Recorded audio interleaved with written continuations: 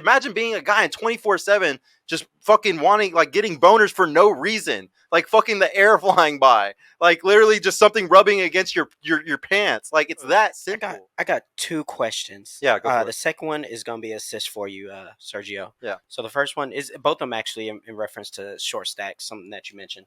The first one, short stack, you mentioned like, females can create like all these different profiles like on dating apps and whatever else. Would you say that a way that women cheat is seeking attention from other people, Oh, of such as course. being on Instagram, dating apps, all kinds of stuff? Like, just having an Instagram? I think if you're putting yourself out there and you're getting those hearts, you're getting those thumbs up, that's a way to get attention. If you're not doing it for like a career base, like I'm a music artist, right? I'm trying to get the likes, I'm trying to get the numbers. It's for business, it's for money. My brand. Yeah. And I'm on Big O, I'm a Big O host, so I'm trying to create an atmosphere where I can like do my dances, I can practice my routines, and then I do my pillow talks about protecting yourself in 2020 in relationships. Mm-hmm. So in all, if you're creating something outside of the relationship and your partner's not aware of it, it's the lack of the communication, and therefore it's creating another personality. Okay. Yeah, and my second one, because you had mentioned earlier, you were like, mentioned that you were a habitual cheater, used to be. Yes. However, you say you have a lot of guy friends. So, for a guy that chooses to be in a relationship with you, do you think that it's okay for him to accept that, knowing that you have an habitual past of being a cheater? I've had Don't dudes tell still them take. I'm up front. I say, first of all, I'm crazy. I'm not over my ex, and I'm a habitual cheater. You don't know how many guys will. Are you alpha widow? No, like no. Like even in my previous relationship, I told them like that, like straight up, and they still stayed. Yeah, well, so like, but so Like, this people is still the problem. stay So because they have a savior complex. Everyone's got a savior no, complex. it's not a savior complex. It is. I guarantee. Men No. I'm about to tell you. Have the savior. Yeah. I'm about to tell you. Like, Y'all yeah. She's right. Men do not have the savior. It's women who want to save a guy, who want to play build. No, I'm going to tell you exactly why that guy does it. Okay, I'm going to tell you the exact reason why. 33% of men are sexless and or virgins and or haven't had sex over the last year. Those guys, if they're simping that hard, that's bad. That means that it's so hard for them to get sex. They will literally put up with all types of bullshit if it ends with them getting sex in any way. They will sit there and listen to a woman that says, I'm alpha widowed and I can't love anybody else right now. I'm like, not like, they will go through all types of shit because as long as it equals some sex at the end, that's better than getting none. And there's a lot of guys who get like none. a side piece. Yeah, she can't get her own man, so she gonna, It's. I mean, in all hindsight, to go back on like the habitual cheaters. Like I said, a lot of people, that I told them up front, like, if you're gonna stay, you're gonna stay, and they do stay.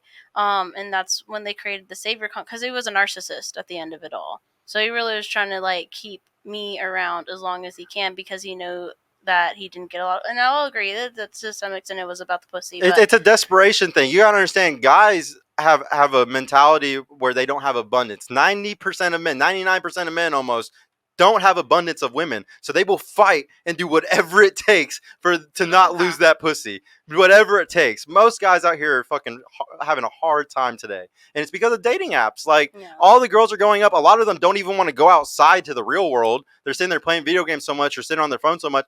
They don't like. Their only opportunity is a dating app, and if we look at dating apps, it's like 4% are getting swiped on. 4% of men. Okay, now, so it's hold on.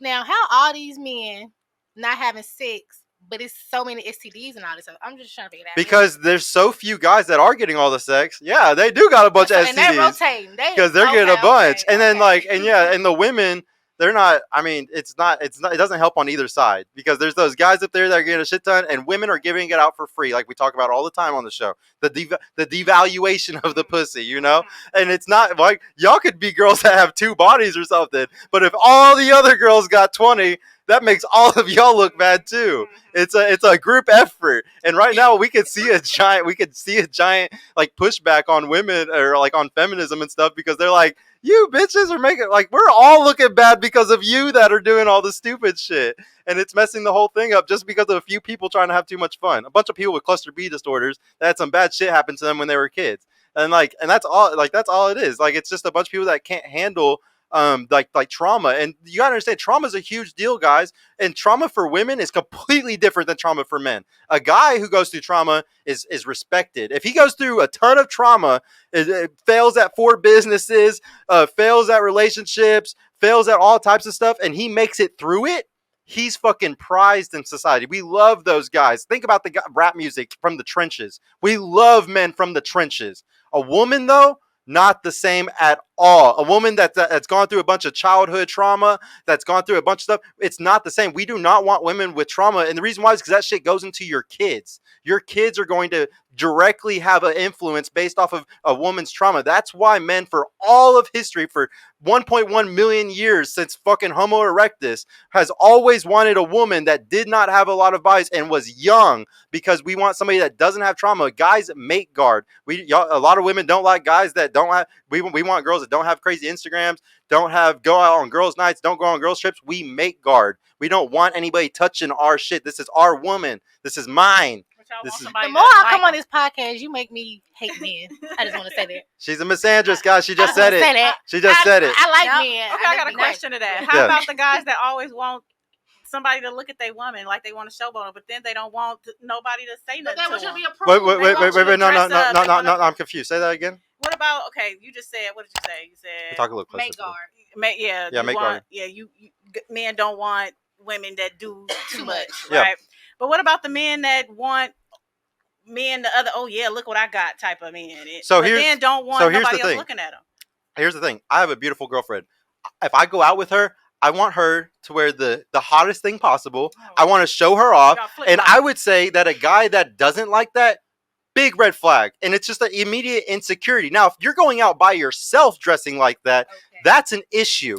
But if he's with you, he literally thinks every other guy around is going to take you from him. He's super. I guarantee you that guy doesn't have an abundance mindset. He's not an alpha in any way, shape, or form. A guy who really fucking is secure does not give a fuck what a guy's walking up to his girl trying to talk to him. I had that mentality when I was like 20, 21. I remember going on a cruise ship, and my girlfriend was with me, and a guy walked up to her, and this was in my first relationship. I wanted to fight every guy that would walk up to my girl. I got in a couple of bar fights because of it, and it wasn't worth it. I got a glass broken over my head one time over this shit.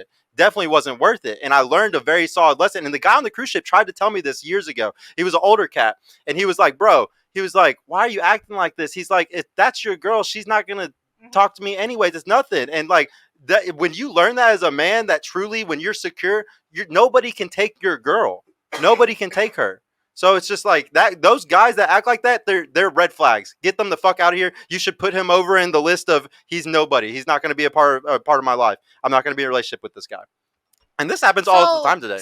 But is there really security though? Because you're only secure when I'm with you and you're hovering over me. But I can't have fun because I can make guard because I can guard you. If a guy touches your ass, I can beat his ass right here, now. Is that really secure? Are you really secure, or are you? Yes. Because if you're by yourself, nobody's there to protect you. And if we want to get real about clubs and break down the science of drinking and everybody going out together, you don't believe that I can turn him down just like I can turn him down? I don't think that you can protect yourself. Okay, there's literally scary men out here. Like, we want to sit here and act like we live in some innocent world where no bad shit happens. It's all types of shit, and guys will drug you in a club. Nothing is safe about these environments at all, but especially for a woman in a relationship. There's no point. I would like to point out, I go to open mics, and I'm concerned for my safety just as much as he is too. That's why I carry my key like a shank. Yeah.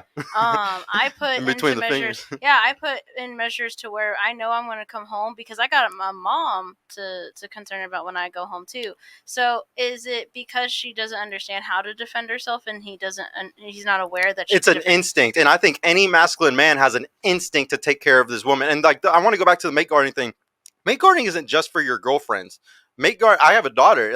I mate guard my daughter because what was I talking about earlier? Trauma ruins people. If some rapist gets to my daughter at 11, 12, 13 years old, it can potentially ruin her entire life, make her hypersexual, do all types of horrible things. Okay, so you don't mate guard just your girlfriend. Men mate guard just women in general. My sisters. I have 4 sisters. I don't want anything bad happen to them.